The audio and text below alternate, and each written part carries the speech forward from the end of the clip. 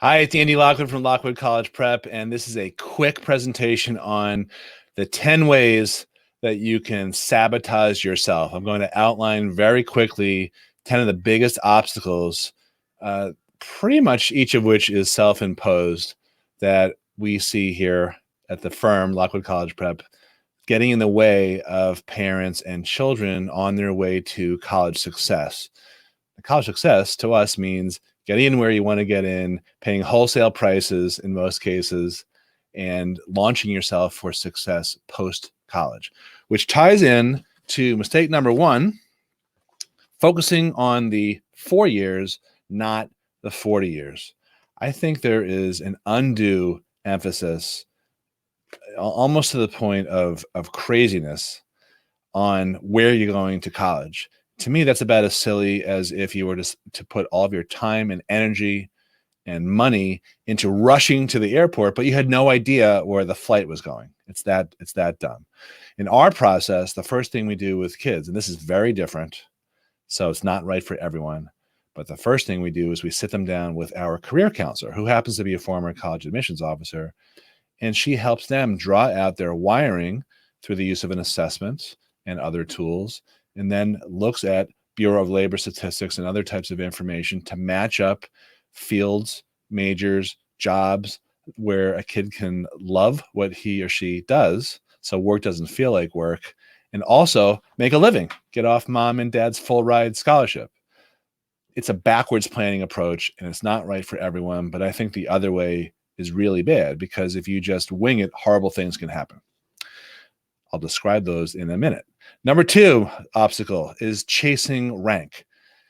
A lot of people start and stop their college search with applying only to highly ranked schools, but this is silly because rank is pretty meaningless when it comes to helping kids achieve success post-college. There is no correlation at all between attending a highly ranked school and being successful financially or any other way that you measure it. In fact, rank has much more to do with how much money a college raises than it does with anything else that's meaningful, including quality of education. That is nowhere in the U.S. News and World Report factors that go into how they rank schools. So that is a huge mistake. It's good to understand where colleges are ranked, but I wouldn't base your entire college list solely on rank. Mistake number three, obstacle number three, I should say, is assuming that your guidance counselor can help you. Now, don't take this the wrong way. I'm not bashing guidance counselors, but facts are facts. The average ratio of student to guidance counselor across the country is a whopping 400 to 1. It's actually more than that. So if you're hoping to get personalized attention from your guidance counselor, it's a very dim chance that that's going to happen. Now, many guidance counselors are great. We happen to love our guidance counselor at our high school, but they are not trained in the nuances of how the financial aid system works. They don't understand the landmines and the loopholes that are lurking in the FAFSA and the CSS profile. And when it comes to advising children on extracurricular activities, both in and out of school, and summer activities, and things that they can do to augment their chances of getting in to a top college that has nothing to do with your grades and your scores, they fall short because most guidance counselors don't have that college meeting with children until sometime in the second half of 11th grade. But the problem is that your entire body of work that you start creating that ultimately gets judged by admissions officers when you apply to college, that commences in 9th grade or maybe even earlier if you're taking advanced classes. So to meet with your guidance counselor for the first time in the middle of 11th grade is a big problem. Mistake number four is very similar. It's assuming that your accountant can help you navigate the financial aid system. Now, even the easy form, the FAFSA, which is the free application for federal student aid, has 1,100 pages of regulations behind it, and accountants and CPAs never have the training necessary to be able to help you identify strategies that can help you get in, or I should say, help you qualify for more financial aid. Frequently, they give out information that is flat out wrong. I was on the phone last week with a client who insisted that we file his daughter's FAFSA and CSS profile this coming April because the CPA urged them to do that. The only problem is this daughter graduates next year and her FAFSA and CSS profile won't become available until October. So the CPA has no idea what they're talking about. I was speaking to another one on the behalf of another client a couple of days ago, and her advice had to do with help negotiating a financial aid award and explaining that because personal trainers in another state, the state of Georgia, were facing gym closures, that meant that our client in New York could be facing the same thing, and we should send that article to their financial aid office. They don't consider articles anyway, so this was ludicrous. My point is that you should only listen to experts. Just because your accountant is good with one thing, tax returns, does not mean that they understand another thing, financial aid forms. Okay, mistake number 5 is assuming that you can't qualify.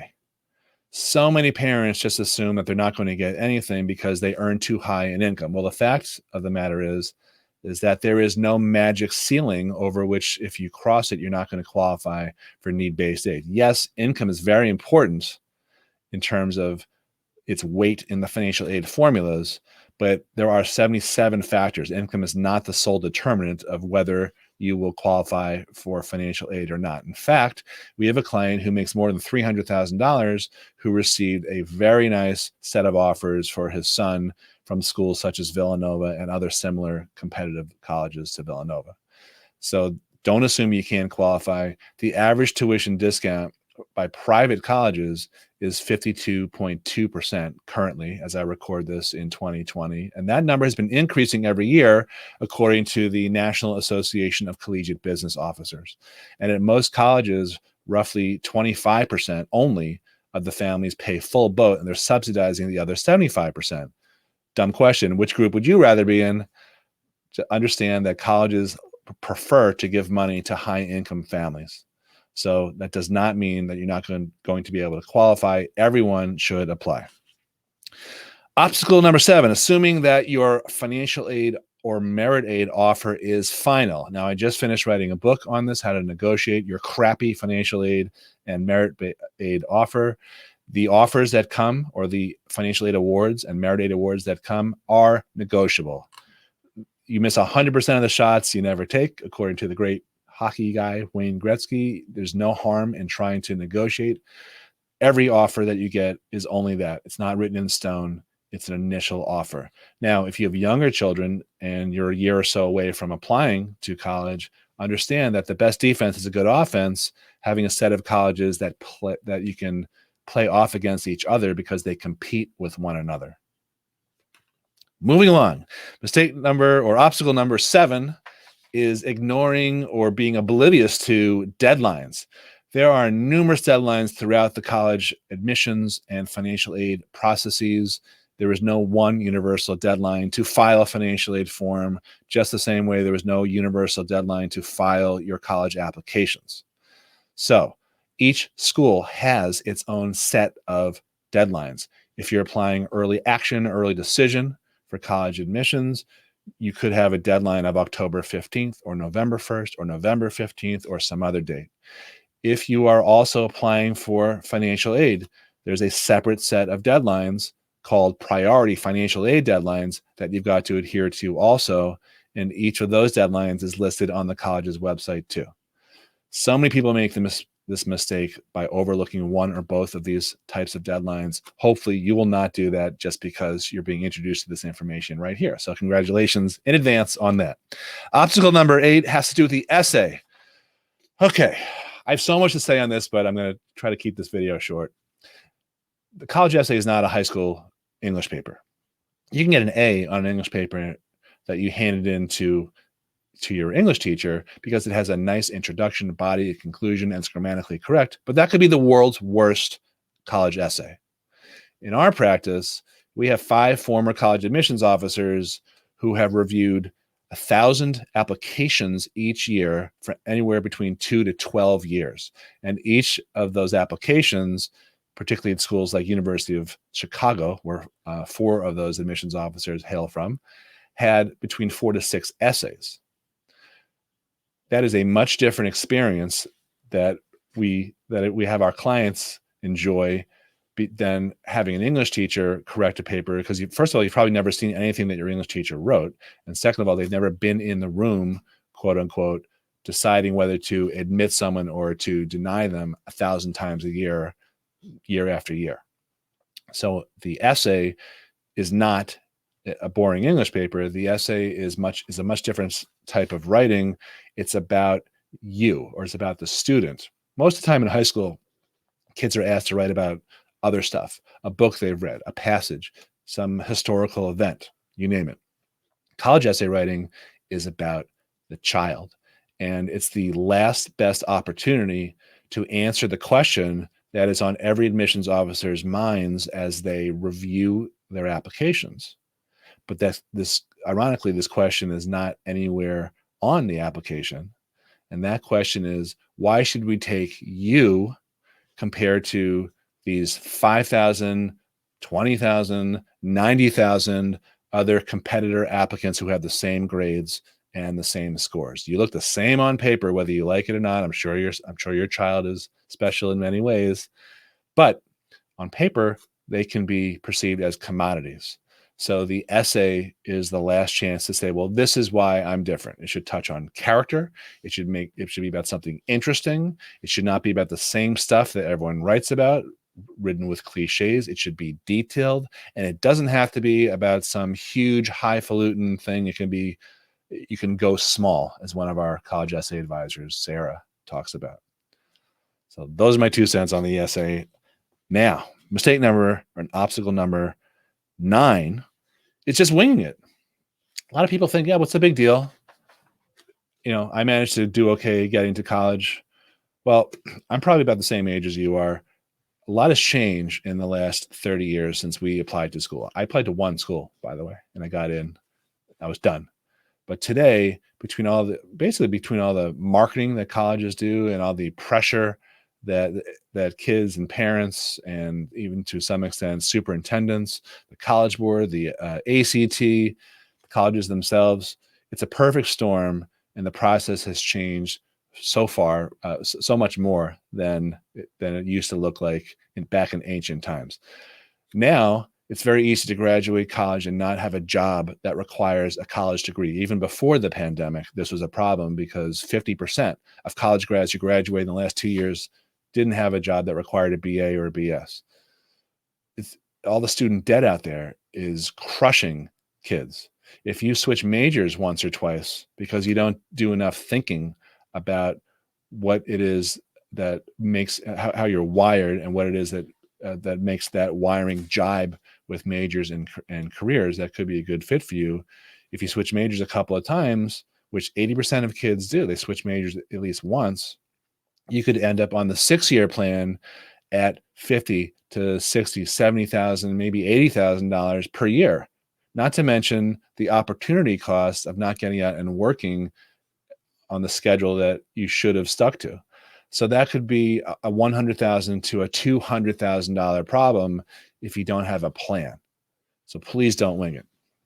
And the last obstacle is very closely related to that. That's starting too late. Now, I want to be clear. I'm not advocating that everybody start in 9th grade. What I am saying is that you should start in utero. No, I'm kidding. What I am saying is that many kids are not ready to work with someone like me in 9th grade because they're not going to benefit from the advice, and that's going to be a waste of money. However, you should start thinking strategically about building that body of work and positioning yourself financially through legal and ethical loopholes and strategies to be able to not only multiply your odds of getting in to the colleges that you want to get into, but also to pay only wholesale prices to qualify for generous tuition discounts. And the earlier you start thinking about that and implementing those thoughts and those strategies that you come up with, the better. If you are ready to talk about coming up with a winning college game plan, all you need to do is to schedule time with either me or someone on my team. We'll ask you to fill out a quick application, all you have to do is click on the button right below me here, and that'll take you to the application. And as long as we are currently still taking on new clients, we will schedule time to talk to you, not to sell you, but to see if you qualify for our programs and for you to be able to judge for yourself whether you think that we're a good fit or not. So thanks a lot for watching and reading this report, because I'm turning this into a free report, and I hope to speak to you soon. Bye-bye.